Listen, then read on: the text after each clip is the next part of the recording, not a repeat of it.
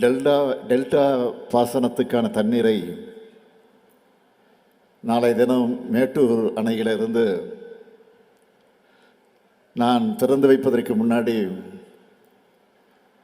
இன்று மேற்கு மண்டல வேளாண் பெருங்குடி மக்களான உங்களை சந்திப்பதில் நான் மிகுந்த மகிழ்ச்சி அடைகிறேன். வேளாண் கண்காட்சி மற்றும் கருத்தரங்கம் இந்த நிகழ்ச்சியை வேளாண்மை உழவர் நலத்துறை சார்பில் ஈரோட்டில் மிக சிறப்பாக ஏற்பாடு செய்திருக்கிறார்கள். அதற்காக முதல்ல என்னுடைய பாராட்டுக்களையும் வாழ்த்துக்களையும் நான் தெரிவித்துக் கொள்ள விரும்புகிறேன். இந்த பிரம்மாண்ட கண்காட்சி அரங்குகளை பார்வையிட்டப்போ என் மனசில் அளவில்லா மகிழ்ச்சி உண்டாச்சு. அதுக்காக வேளாண் பெருமக்கள் ஒவ்வொருத்தருக்கும் தனித்தனியாக என்னுடைய வணக்கத்தையும் நன்றியும் நான் தெரிவிச்சுக்க விரும்புகிறேன். விவசாயிகளால் தான் இந்த மண்ணும் மக்களும் மகிழ்ச்சியோட மனநிறைவோட உணவுப் பொருட்கள் கிடைச்சி உடல் வலிமையோடு வாழுறாங்க. தமிழ்நாட்டின் வேளாண் பெருமக்கள் எல்லோரும் வாழ்வாங்கு வாழ்கன்னு இந்த ஈரோடு மண்ணிலிருந்து ஈர உணர்வோடு நான் வாழ்த்துகிறேன். இந்த துறையை ஒரு விவசாயிக்க உரிய அக்கறையோடும் பொறுப்போடும் நடத்திட்டு வர்றார்.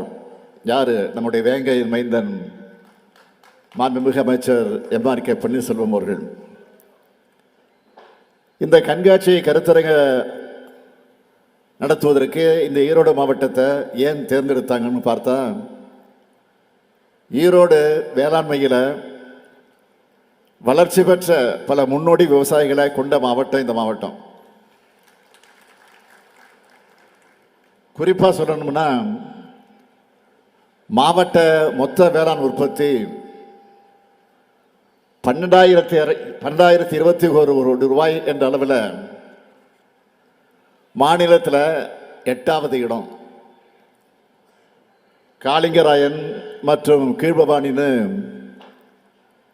முக்கிய பாசன கால்வாய்கள் இருக்கு. இந்தியாவோட மஞ்சள் மாநகரம் ஈரோடு. அதனால இந்த கண்காட்சி ஏற்பாடு செஞ்சு சரியான முடிவை எடுத்திருக்கிறாங்க. ஆட்சி பொறுப்பேற்றதுமே முதல் வேலையா வேளாண்மை துறைன்னு சொல்லாம உழவர் நலனையும் உள்ளடக்கினதா இருக்கணும்னு வேளாண்மை உழவர் நலத்துறை அப்படின்னு பெயரை மாற்றணும்.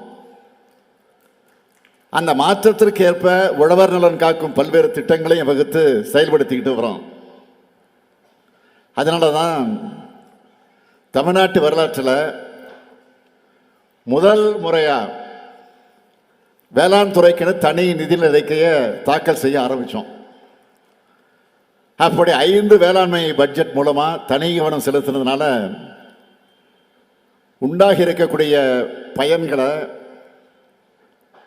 சில எடுத்துக்காட்டுகளை சொல்லணும்னா, கடந்த 4 ஆண்டுகளில் உணவு தானிய உற்பத்தியில் 458 லட்சம் மெட்ரிக் டன் எட்டி இருக்கிறோம். 2020-21 ஆண்டில் ஹெக்டருக்கு 2235 கிலோவா இருந்த உணவு தானிய பயிர்கள் உற்பத்தி திறன் 2024-25 ஆண்டில் 2871 கிலோவா அதிகரிச்சிருக்கு. அது மட்டுமல்ல, கூட்டுறவுத்துறை மூலம் 62,352 கோடி ரூபாய் பயிர்க்கடன் மற்றும் கால்நடை பராமரிப்பு கடனா 81 லட்சம் விவசாயிகளுக்கு வழங்கப்பட்டிருக்கு. சிறப்பு கால்நடை சுகாதாரம் மற்றும் விழிப்புணர்வு முகாம்கள் நடத்தப்பட்டு 26 லட்சம் விவசாயிகள் பயன் பெற்றிருக்கிறாங்க. தமிழ்நாடு முழுக்க 2 லட்சம் இலவச வேளாண் மின் இணைப்புகள் வழங்க அறிவிக்கப்பட்டு இதுவரை 1,84,000 இணைப்புகள் 2,184 கோடி ரூபாய் செலவில் வழங்கப்பட்டிருக்கிறதை நான் பெருமையோடு தெரிவிக்க விரும்புகிறேன். இலவச மின்சாரத்துக்கு மட்டும் இதுவரை மொத்தம் 26,273 கோடி ரூபாய் செலவிடப்பட்டிருக்கு. ஒன்றிய அரசால் நிர்ணயிக்கப்பட்டிருக்கக்கூடிய குறைந்தபட்ச ஆதரவு விலையை விட கூடுதலாக சன்னரக நெல்லுக்கு குவிண்டாலுக்கு 105 ரூபாயும் பிற ரகங்களுக்கு 130 ரூபாயும் ஊக்கத்தொகையாக வழங்கப்பட்டு வருது. கரும்பு விவசாயியுடைய நலன் கருதி ஒன்றிய அரசு அறிவிச்சிருக்கக்கூடிய ஆதார விலையான ஒரு டன்னுக்கு 3,151 ரூபாய்க்கு மேலே 349 ரூபாய் சிறப்பு ஊக்கத்தொகையாக வழங்குகிறோம். இப்படி விவசாயிகளுக்கு பார்த்து பார்த்து செய்கிறதுனால தான் வேளாண்மையும் பெருகி இருக்கு, உழவர்களும் மகிழ்ச்சியாக இருக்காங்க. இருக்கீங்களா இல்லையா சொல்லுங்க. அகில இந்திய அளவில் பயிர் உற்பத்தி திறனில் தமிழ்நாடு பெற்றுள்ள இடங்களை சொல்லணும்னா சிறு தானியங்கள் கேழ்வரகு, எள் மற்றும் துவரையில் முதலிடம், மக்காச்சோளம், மொத்த எண்ணெய் வித்துக்கள் மற்றும் கரும்புல 2வது இடம், குறுதானியங்கள் மற்றும் நிலக்கடையில் 3வது இடம். இப்படி வளர்ச்சி அதிகரிக்க வேண்டும் தான் கலைஞருடைய அனைத்து கிராம ஒருங்கிணைந்த வேளாண் வளர்ச்சி திட்டத்தை செயல்படுத்தணும்.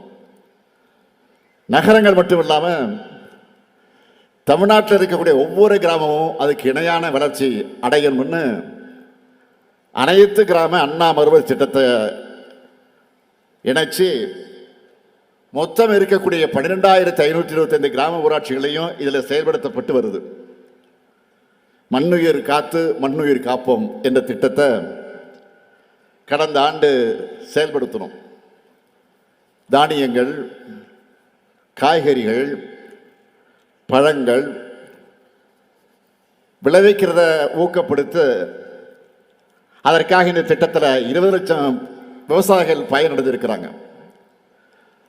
அது மட்டுமல்ல, தோல்ல துண்டு போட்டுக்கிட்டு வேஷம் போடுகிற போலி விவசாயிகள் நாங்கள் கிடையாது. உங்களுக்கு ஒரு பிரச்சனை வந்தா முதல் ஆளா துணை நீக்கிறவங்க நாங்கள். கடந்த 4 ஆண்டுகளில் விவசாயிகளுக்கு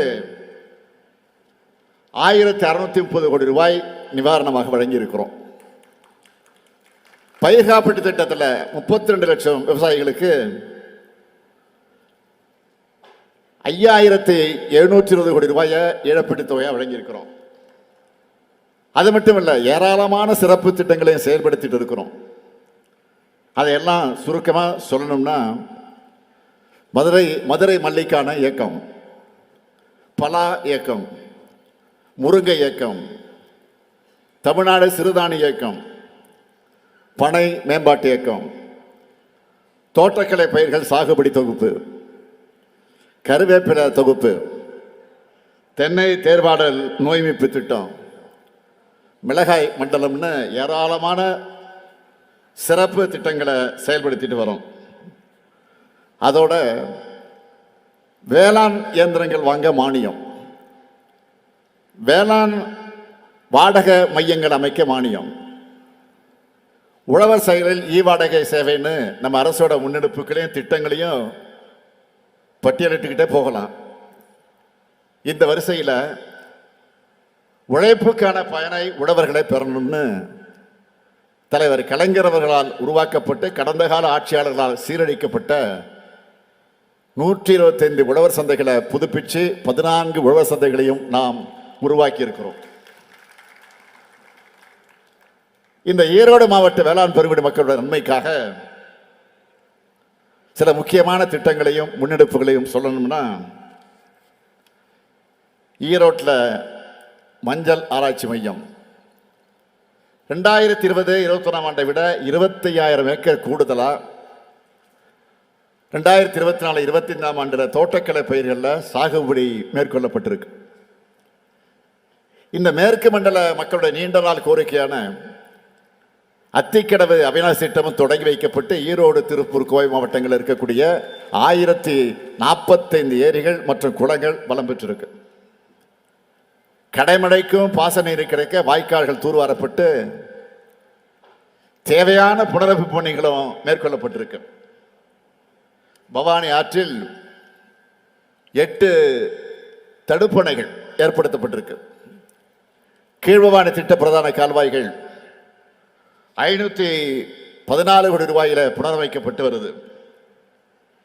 8579 விவசாயிகளுக்கு இலவச வேளாண் மின் இணைப்புகள் வழங்கப்பட்டிருக்கு. பவானி சாகர்ல உத்தமர் தியாகி ஐயா ஈஸ்வரன் அவர்களுக்கு திருவுருவச் சிலை மற்றும் அரங்கம் அமைக்கப்பட்டிருக்கு. முதலமைச்சரின் உழவர் பாதுகாப்பு திட்டத்தில் 1000 ரூபாய் இருந்த முதியோர் ஓய்வூதிய தொகை 2023ஆம் ஆண்டில் முதல் 1200 ரூபாயாக உயர்த்தி இருக்கிறோம். அதில் இந்த மாவட்டத்தில் மட்டும் 6,61 லட்சம் ரூபாய் 5596 விவசாயிகளுக்கு வழங்கப்பட்டிருக்கு. இவ்வளவும் ஈரோடு மாவட்ட விவசாய மக்களுக்காக செஞ்சிருக்கிறோம்.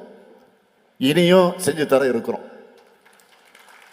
அந்த வரிசையில தான் இந்த கண்காட்சி ஏற்பாடு செய்யப்பட்டிருக்கு. வேளாண் விளைபொருட்களுடைய உற்பத்தியை அதிகரிப்பதற்கான எல்லா தகவல்களையும் நீங்க இங்க தெரிஞ்சுக்கலாம்.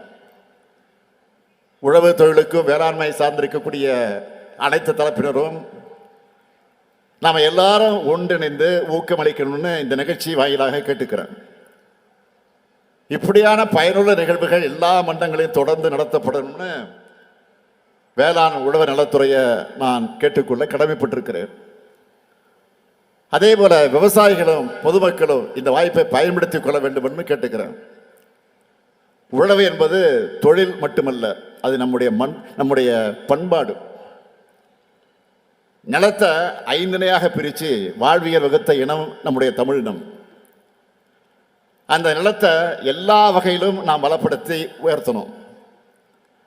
வளமான நிலங்களையும் பயிர்களுக்கு நடுவே களைகள் நுழைக்கும் என்பது விவசாயிகளுடைய இருக்கக்கூடிய உங்களுக்கு நல்லா தெரியும். அப்படிப்பட்ட கலையாதான் கடந்த அதிமுக ஆட்சி இருந்துச்சு. எல்லா வகையிலும் விவசாயிகளுக்கு துரோகம் செஞ்ச ஆட்சி அது. ஒவ்வொரு விஷயத்துக்கும் நீங்க எப்படியெல்லாம் போராடினீங்கன்னு கொஞ்சம் நினைச்சு பாருங்க. இன்னைக்கு அந்த நிலைமை மாறி இருக்கு. கடந்த ஆட்சியில் விவசாயிகளுடைய தற்கொலை அதிகமாச்சு. உழவர்களுடைய உரிமையை பறிக்க முயன்ற 3 வேளாண் சட்டங்களை எதிர்த்து டெல்லியில் வெயிலையும் மழையிலையும் விவசாயிகள் போராடி அடக்குமுறையை எதிர்கொண்டப்போ கூச்சமே இல்லாமல் அந்த சட்டங்களை ஆதரித்து பேசி பச்சை துரோகம் செஞ்சவங்க தான் அவங்க. அதனால தான் நீங்கள் தோக்கடிச்சிங்க. வேளாண் பெருங்குடி மக்களான உங்களை நான் கேட்டுக்கொள்வதெல்லாம் அது போன்ற கலைகள் நாட்டிலிருந்து மொத்தமாக களையப்படணும். உழவர் பெருங்குடி மக்களான உங்களுக்கு இன்னும் பல திட்டங்கள் திராவிட மாடல் ஆட்சியில் வர இருக்கு. மீண்டும் நம்ம திராவிட மாடல் 2.0 ஆட்சிதான் அமையும். அதுக்கு உழவர்களை காக்கக்கூடிய இந்த அரசுக்கு உழவர் பெருமக்களை